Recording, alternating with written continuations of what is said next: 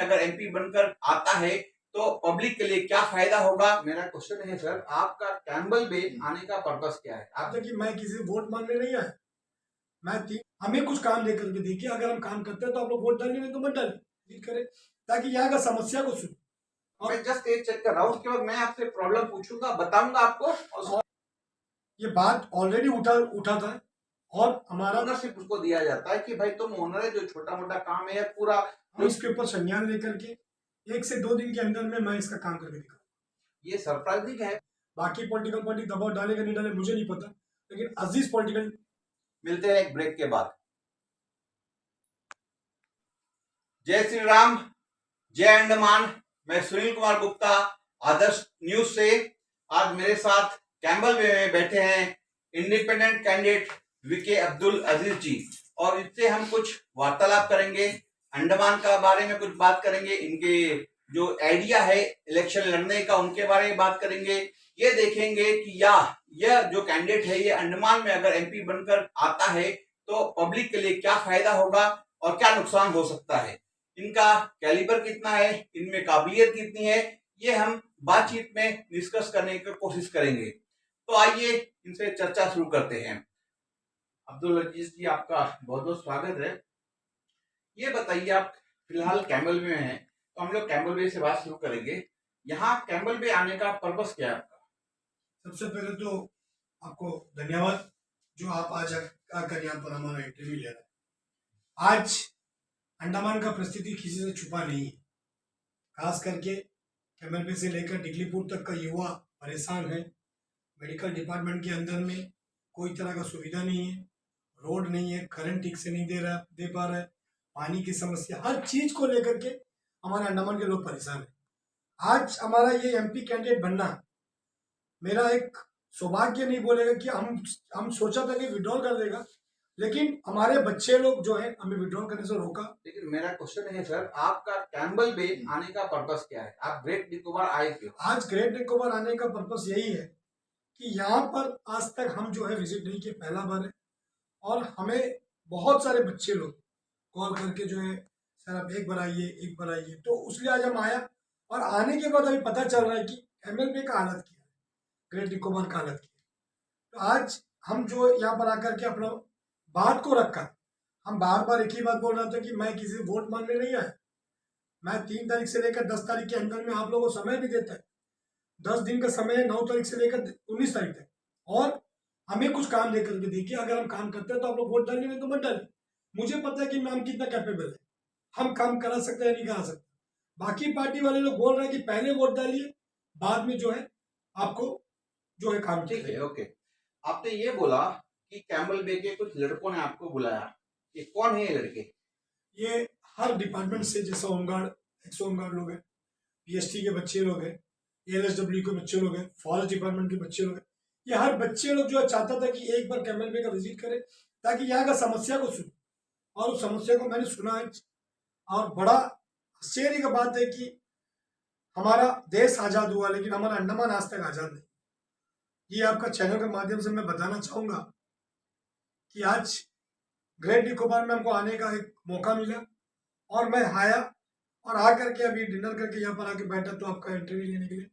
मैं चाहूंगा इस मीडिया के माध्यम से कि आज अगर मुझे एमपी बनाया गया तो मैं अंडमान निकोबार युवाओं के लिए क्या कर सकते हैं, ये मैं आने वाला दिन में दिखाऊंगा। हम उस पर भी आएंगे सर, लेकिन आप अंडमान आए, सॉरी आप कैंपबेल बे आए, आकर आपको कम से 1 दिन पूरा हो गया, आप युवाओं से मिले, सबसे बातचीत की, 1-2 बस्ती भी गए, तो अभी तक आप कैंपबेल बे के जनता से क्या सीखे? क्या कैंपबेल बे का मूल प्रॉब्लम्स क्या है? एक्चुअल कैंपबेल बे अंडमान से थोड़ा दूर है, थोड़ा डिसकनेक्टिविटी है कैंपबेल बे का, और यहाँ में ऐसा क्या प्रॉब्लम है जो आपने देखा? मैं प्रॉब्लम की बात कर रहा हूँ, सोल्यूशन की नहीं।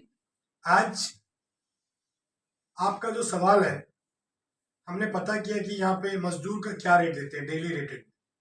कॉन्ट्रैक्टर लोग जो है डेली का पेमेंट 400 से 450 रुपये। आज वही लेबर का पेमेंट हमारे बाजार पोर्टवेयर के अंदर में 800-900 रुपये मिनिमम देते हैं, 700 से तो ऊपर है। और मिस्त्री का पेमेंट 750-700 रुपये। अब बताइए, आज का जो महंगाई का जमाना है, यहाँ पर हर चीज का दाम ज्यादा है। एक पानी का बोतल लेने से भी 10 रुपये एक्स्ट्रा देना पड़ता है। लेकिन इस जमाने के समय में ये तरह का रेट हमें ये देखने को मिला कि आज मजदूर लोग बहुत स्ट्रगल कर रहे हैं। चलिए मान लिया एक मजदूर का पेमेंट का मिनिमम वेजेस का इशू है, इसके अलावा और क्या प्रॉब्लम है? और यहाँ पर बहुत सारा समस्या, जैसे कि हमने अभी एक को टिकरी गए थे, जो हमारे 22 फैमिली रहते हैं, जो वहाँ राजीव पर नगर, राजीव नगर, और वहाँ पर मैक्सिमम एसटी से ये करते, उन लोगों को वहाँ पर दे दिया शेल्टर, लेकिन आज तक कोई तरह का रिपेयर एंड मेंटेनेंस नहीं चला। अब टूट टूट के जाना शुरू हो गया। उन लोगों का तकलीफ सुनने के लिए यहाँ के लोगों के पास, यहाँ के नेताओं के पास, किसी के पास समय नहीं। लेकिन आज दूसरा सोल्यूशन में आएंगे हम लोग, मैं आपसे पूछूंगा फिर। दो प्रॉब्लम हो गए, इसके अलावा और कोई प्रॉब्लम देखा नहीं? मैं ये नहीं, देखिए आप आकर एक दिन हुआ, आपको पूरा प्रॉब्लम नहीं पता होगा, मैं जस्ट ये चेक कर रहा हूँ, उसके बाद मैं आपसे प्रॉब्लम पूछूंगा, बताऊंगा आपको और सोल्यूशन। प्रॉब्लम आपको ये देखा गया कि आज अंडमान निकोबार आइलैंड के अंदर में, ग्रेट निकोबार जैसे एरिया में बहुत सारा एंक्रोचमेंट है, रेगुलाइज करना, ताकि उन एंक्रोचमेंट जमीन आज का नहीं है, बहुत 1966 का। अभी हमने जब से चीजें पूछा तो 1966 का जमीन जो है, बहुत सारा लोग जो यहाँ पर एंक्रोचमेंट में रहते हैं। और मैं चाहता हूँ कि आने वाला समय में उन लोगों का पेपर कैसा भी करके हम लोग बनाए, ताकि हमारा ये पेपर अंडमान निकोबार का एडमिनिस्ट्रेशन कुछ नहीं कर पाए। ये जो भी होगा मिनिस्ट्री से होगा, जो भी होगा पार्लियामेंट जाकर के होगा। ठीक है सर, नेक्स्ट प्रॉब्लम पे जाते हैं हम, सोल्यूशन बाद डिस्कस करेंगे, मैं बोल रहा हूँ। ठीक है, अभी देखिए यहाँ तक, जहां तक मैं भी कुछ 3-4 साल से रह रहा हूँ यहाँ पे, जिस समय यहाँ का एक बहुत बड़ा प्रॉब्लम है, यहाँ के ओबीसी जो सेटलर लोग को यहाँ लाकर बैठाया गया, जो सरदार लोग हैं उनको, और सरदार प्लस तमिलियंस है, बहुत सारे मराठी है, इन लोग को लाकर बैठाया गया, उनको जो ओबीसी क्या कैटेगरी में उन लोग का एनरोल नहीं किया गया, इसके बारे में आपने सुना होगा, और इसका सोल्यूशन आपके पास क्या है? हमारा पास इसका सोल्यूशन अभी आज जो है, शुक्ला जी बोल करके कोई मुझे मैसेज भी किया था, वीआईपी ग्रुप में हम भी है एमएलबी का, और उनसे मैंने फ़ोन करके बात किया कि प्रॉब्लम क्या है, मुझे तो समझाइए, तो उनको बताया, और उनसे बात करके अच्छा लगा, उनको पता भी चला। और मैं आपको बता दूं कि आज ओबीसी का जो बात है, ये बात ऑलरेडी उठा था, और हमारा 2014 में ये Vishnupad Rai ji member of parliament थे, और हमारा पार्लियामेंट दिल्ली में, हमारा सेंट्रल गवर्नमेंट जो था, बीजेपी का सरकार था, उस समय में इनको करना चाहिए था।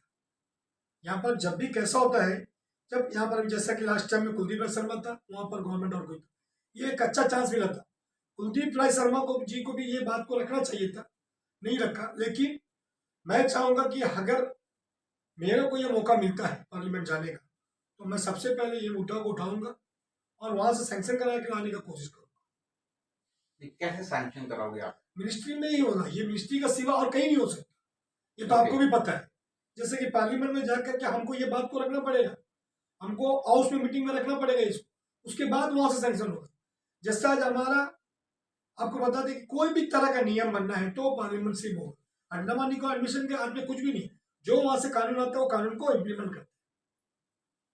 ये आपने सही बोला, ठीक है, जो भी है सही और गलत का जो मायने है उस जनता तय करेगी। यहाँ का एक दूसरा प्रॉब्लम है, जैसे आपने भी जिक्र किया था शेल्टर का, यहाँ में जो बस्ती आप गए थे वहां में कुछ लोगों को बसाया गया है, 30 में बसाया गया, 35 में बसाया गया है। यहाँ बहुत सारे चिकन बस्ती में भी एक बस्ती है, वहां भी बहुत सारे निकोबारीज को बसाया गया है, सेटलर को पूरा अक्रॉस द ग्रेट निकोबार में बसाया गया है, लेकिन इनको उनका ओनरशिप राइट नहीं दिए गए। जैसे आपने बोला कि आप उसको रिपेयर चाहो तो नहीं कर सकते, आंधी आ गया टूट गया, अगर पानी चू रहा है तो उसी में आप उसको रिपेयर नहीं कर सकते। तो जब भी कोई एक जमीन में कुछ बनाया जाता है घर किसी का, उसका ओनरशिप उसको दिया जाता है कि भाई तुम ओनर है, जो छोटा मोटा काम है पूरा जो भी करना है। एक ये इशू है। दूसरा इशू है, ये दिया गया था 2004 में, वो 2004 में मान के लीजिए एक 40 या 50 उम्र के व्यक्ति को दिया गया, उसके 2 बेटे थे, 2 बेटी की शादी हो गई, तो फैमिली मेंबर अभी बढ़ गए घर पे, ठीक है, तो फैमिली मेंबर बढ़ गए तो उनको रहने की दुविधा हो रही है, उसमें उसको पार्टीशन करना है या कैसे रहे, तो इसके ओनरशिप दिलवाने के लिए आपका क्या अप्रोच रहेगा? आज जब गया तो उन लोगों का भी यही बात था कि एक एक घर के अंदर में 3-3 4-4 फैमिली रह रहे हैं, बहुत तकलीफ हो रहा है, पानी ठीक से नहीं मिल रहा है, मतलब बहुत ज़्यादा ये हो रहा है। तो हम लोगों को इसको अलॉटमेंट तो अभी तक नहीं हुआ है, ये जो सेंटर में रह रहे हैं ये इन लोगों का नाम से अभी तक अलर्टमेंट नहीं हुआ। इन लोगों को कोई अंदर इलाका में कहीं में दिया है और इन लोग चाहता है कि इसको अलर्टमेंट करे और वो एरिया में इन लोगों को दे ताकि इनका फैमिली सेटल हो जाए। आज इन लोगों को रहने के लिए जगह बड़ा मुश्किल से मिला और वो जगह में लोग नहीं रह पा रहे हैं। मैं अभी वहाँ जाकर अभी आया, वहाँ पर हमारा मीटिंग भी था और उन लोग से मेरा बात भी हुआ कि उन लोग क्या चाहते हैं, उन लोगों का क्या मकसद है कि हम क्या करने वाले हैं, वो भी हमें उससे बताया। तो ये आपका जो सवाल है इसको जो है हम आवाज जो है ये 22 तारीख को हमारा MCC चल रहा है, मॉडल कोड ऑफ कंडक्ट, इसके बीच में मैं कुछ नहीं कर सकता। तो 19 तारीख को इलेक्शन खत्म होने के बाद 20 और 21 तारीख को सैटरडे संडे, 22 तारीख को मैं चिट्ठी लिखूंगा सेक्रेटरीट में और चीफ सेक्रेटरी साहब से मैं मिलूंगा और इन लोगों का जो भी समस्या के ऊपर मैं बात करूंगा और एक डेडलाइन देकर के आऊंगा कि इस डेडलाइन के अंदर में आप इन लोगों का सोल्यूशन निकालें। ओके, तो अभी देखिए भारत को आजाद हुए 70 साल हुए हैं और अंडमान उससे 2 साल पहले आजाद हुआ था। तो 79 ईयर्स अंडमान को आजाद हुए हैं, लेकिन और 2004 में आया था सुनामी। अभी ऑलमोस्ट 20 ईयर्स हो गए हैं, लेकिन आपको शायद पता नहीं होगा कैम्बल वे में एक ऐसा विलेज है जो ऊपर रोड जिसको बोलते हैं, ऊपर रोड में जाकर उसके ऊपर स्टीप में एक विलेज है जहां में आज तक बस नहीं जाती है, कोई बस का सुविधा नहीं है। जब मैं गांव में गया तो पूछा यहाँ बस क्यों नहीं आता, बोला कि स्टीप है। आप जैसा देख रहे हैं ना, वो बंगाली क्लब बोला चढ़ाई, वो चढ़ाई है एग्जैक्टली। और उस गांव में आज तक बस नहीं दिया गया। इसका कोई बस जाती है चीन में, इंडिया में भी जो मानसरोवर यात्रा ऊपर बहुत जगह, वैष्णो देवी सब बस जाती है, खतरनाक खतरनाक जगह जाती है। ये है स्टीप, ऑलमोस्ट 30 डिग्री स्टीप होगा, लेकिन इस पे बस आज तक शुरू नहीं किया। इसके लिए आपका क्या अप्रोच रहेगा? अभी जैसा आपने बताया तो ये बात तो मुझे पता नहीं था और इस बात के ऊपर में अभी हम पता करेगा और कल सवेरे हम जो है STS का जो भी यहाँ पर इंचार्ज है उनसे बात करेंगे और अगर उनसे नहीं बनता है तो मैं ऊपर जा करके बात करिए। कल ही मैं जा रहा हूँ, जाने के बाद मैं साहब से बात करूँगा, डायरेक्टर साहब से STS का, और इसके ऊपर क्या सोल्यूशन है मैं बात करता हूँ। ओके, इसके बाद और एक प्रॉब्लम देखा गया यहाँ में, जो STS का बस होता है, ये प्रॉब्लम पूरा अंडमान निकोबार में होगा। जो जैसा कैम्बल बे का एरिया, आउटर एरिया जहाँ में किसान लोग रहते हैं और डिगलीपुर का area, north specially north and middle रंगत का आउटर एरिया, मंगलू टांग देवंडूर, ये सब इस जगह में उन लोगों को क्या करना पड़ता, अपना फल सब्जी काट कर बाजार लाकर बिक्री करना होता। और आजकल का जो बस आ रहा है AC टाइप का बस, एकदम कॉम्पैक्ट बस, दो सीट होते हैं, उसमें सामान रखने का जगह नहीं होता, ऊपर में कैरियर नहीं है उसका, और साइड में जो बड़े पुराने टाइप का बस उसमें साइड में कैरेज होता था, वो भी नहीं है। तो ये एक बहुत बड़ा प्रॉब्लम फेस कर रहे हैं स्पेशली किसान लोग। जबकि हमारा सेंट्रल गवर्नमेंट बोलता है किसानों का हेल्प करेंगे, किसानों का आमदनी बढ़ाएंगे, ऐसे में ये आता है कि इन किसानों को पूरा अवहेलना किए जा रहा है और ऐसे ऐसे बस मंगाया जा रहा है अंडमान में जो उनके लिए काम का ही नहीं है।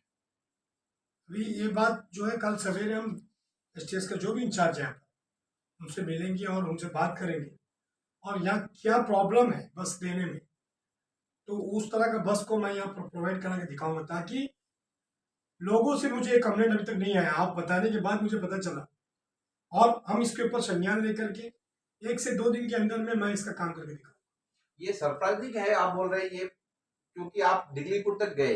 आई डोंट नो डिगलीपुर में ये बस चलता है या नहीं चलता है, लेकिन ये बस अगर चलता है तो वहां भी प्रॉब्लम होना चाहिए। लेकिन आपने बोला उसका आप संज्ञान लोगे करके। तो अभी हम कैम्बल वे से हट कर, कैम्बल में और एक प्रॉब्लम है, जब सुनामी आया था बहुत सारा लैंड सबमर्ज हो गया था और उसका पेमेंट वेमेंट का कुछ इशू चल रहा है, जो यहाँ के लोकल लोग ज्यादा अच्छी तरीके से आपको बता सकते हैं, क्योंकि उन लोग अभी आपसे कांटेक्ट में आ रहे हैं।